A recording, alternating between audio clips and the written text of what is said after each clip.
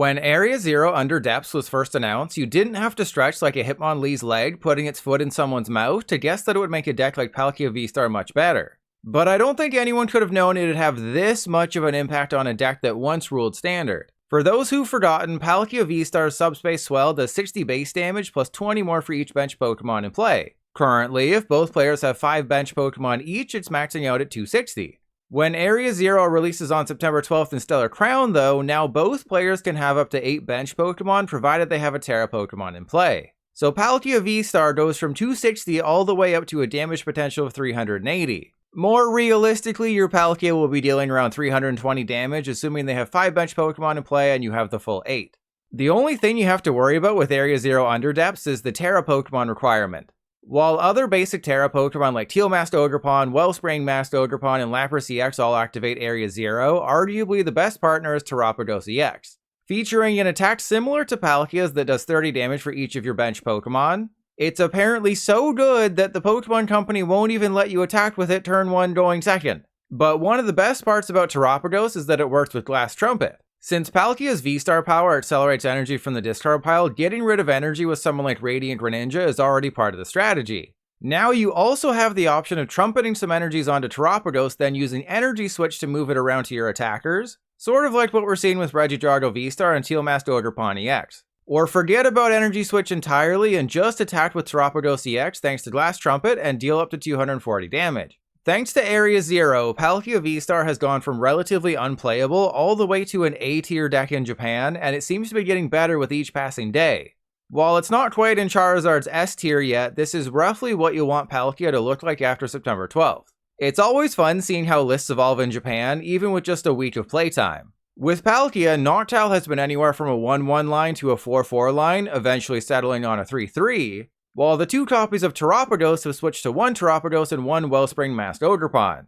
As for the supporters, Kieran, Carmine, Crispin, Roxanne, Judge, Briar, and even Miriam have made their way into winning lists, meaning the deck is ripe for whacking off with. You also have Canceling Cologne for Mimikyu and Manaphy, as well as Lost Vacuum for Neutralization Zone and HP boosting tools. The main reason why Palkia is able to get by with low counts of certain trainer cards is Noctowl.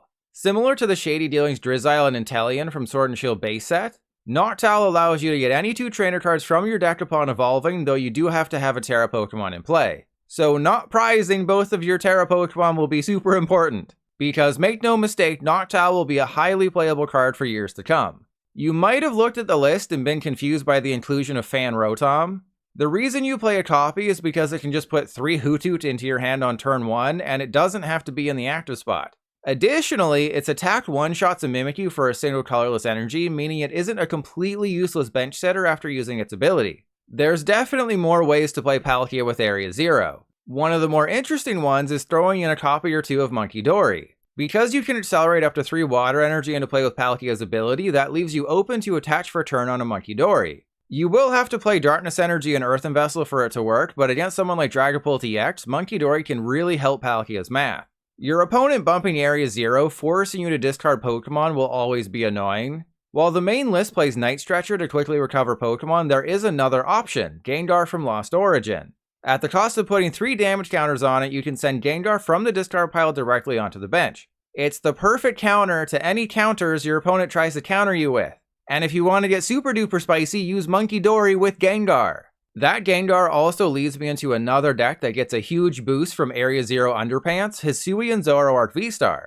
Decks that want more bench Pokemon in play are going to love Area Zero, and Zoroark is no exception. Because the strategy with Zoroark is so similar to Palkia, I didn't want to bother making a new video, so you get double the pilot action at no extra cost. Unless this video goes over 8 minutes, then you'll get double the ads. But it's not my fault, blame YouTube. Anyways, currently Zoroark VStar tops out at 300 damage, assuming all 6 of your Pokemon in play have at least 1 damage counter on them. Though, since Zoroark uses double turbo energy, it's most likely doing 280 damage. Pair it with Maximum Belt, that's 330, and a great number for one-shotting Charizard EX. But add in Area Zero, now you can have 8 bench Pokemon. Put a damage counter on all 9 of your Pokemon in play, now Zoroark can deal 450 damage, making it a massive threat in Standard. On top of the damage increase, Zoroark can also take advantage of Glass Trumpet, given that it's a colorless Pokemon. You'll still want to run double turbo because, I mean, who cares about a 20 damage reduction when you're dealing 450? but the option is there. And Gengar will be a massive help, always damaging itself when you move it from the discard pile to the bench after they bump your Area 0. The main issue Zoroark will face in the Stellar Crown meta is getting damage counters on all your Pokemon. You can only have 4 damage pump in the deck, which will be more precious than your toes. So you essentially have to run a 3-3 Dodrio and at least 3 Gengar to ensure you're always maximizing the damage Zoroark deals. This is roughly what the deck will look like with Stellar Crown. And as you'd expect, it runs Terapagos EX as the Stellar Pokemon. The inclusion of 4 Double Turbo means Terapagos can attack for up to 220 damage, Fan Rotom returns as a way to easily get your Doduo down turn 1, Squawkabilly gets you off to a fast start, Fezandipiti keeps you drawing cards after someone's knocked out, and I forewent Glass Trumpet in favor of those 4 Double Turbo plus a Roseanne's backup. I'm not sure Roseanne is the best partner, but being able to recycle a Pokemon Energy and a Stadium in this deck is great. And should you decide to swap Prime Catcher for Maximum Belt or run any tool you think is useful, you can recycle that as well with Roseanne. There's definitely other ways to augment your Zoroark VStar list when Stellar Crown launches on September 12th. Going to 4 Dodrio and 4 Gengar is an option, or you can remove the Dodrio entirely and go with Noctowl instead. Yes, you get to grab whatever you want when it evolves, but you lose the added benefit of Dodrio damaging itself while drawing you cards, meaning Damage Pump has to put in a lot more work. Glass Trumpet with a boatload of basic energy, meanwhile, allows you to remove Double Turbo energy entirely and even splash in some alternate attackers like Mimikyu and Radiant Charizard. And you can even include a copy of the free retreating Emolga, which damages all of your Pokemon when it attacks.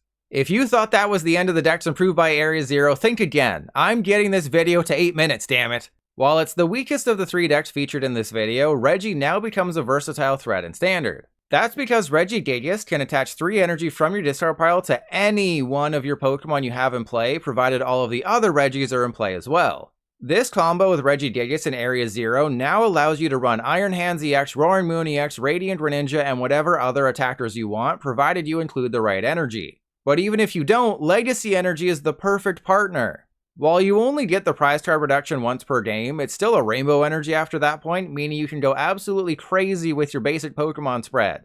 Unfortunately, there is a downside to this whole strategy. You'll need to have Terapagos in play before dropping Area 0 and filling your bench with Regis, which definitely makes it a little awkward. But if you can get it up before they beat you off, the world is your cloister. Looking at the updated Regis list, I'll admit it doesn't seem perfect. It'll require a lot of testing to determine which attackers gel best with the Regis, as well as what the optimal counts of Area 0 and Heavy Ball are. Even with all that, expect Regigigas and friends to at least be a thing with Stellar Crown.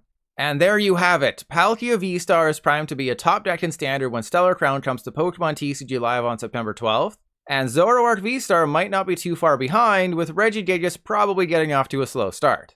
If you can think of any other fun partners for Area 0, let everyone know in the comments.